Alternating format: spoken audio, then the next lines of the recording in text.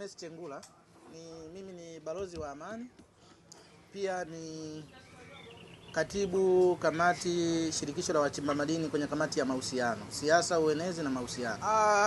Tija ya taifa kuuza dhahabu ni kubwa. Kwa mfano, serikali, nimezungumza mwanzo kwamba serikali ilinunua dhahabu kwa shilingi 2000. Na kitendo tu cha kuingia kununua dhahabu serikali, sio miaka yote serikali imekuwa ikinunua dhahabu. Umeona?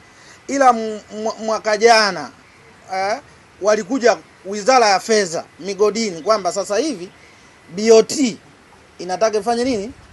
Inunue dhahabu kwa wingi. Yaani maana yake miaka yote BOT nadhani ilikuwa hainunui dhahabu kwa wingi. Kama ilinunua basi walinunua stoku yao kwa miaka hiyo, lakini wazo walilokuja nalo ni miaka miwili iliyopita kwamba cha kwanza sasa tunataka tuingilie kufanya biashara ya dhahabu. Walikuja kwanza na wazo.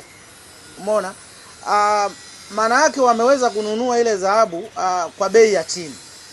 Umeona? Wamenunua dhahabu kwa bei ya shilingi 2000, 200,000, 180,000, 250,000. Sasa hivi dhahabu ni 400,000. Maana yake itakapouza automatic itapata nini? Faida.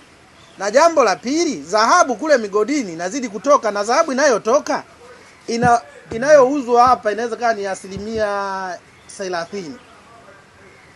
Nyingi inauzwa nje kwa sababu mtaji wa kununua sisi hapa dhahabu ni mdogo kama nchi, huwezi kununua dhahabu yote ya nchi. Kwa hiyo inapouza maana yake inaongeza uwezo wa fedha ili irudi tena kuingia kwenye soko la ushindani kama nilivyoeleza mwanzo.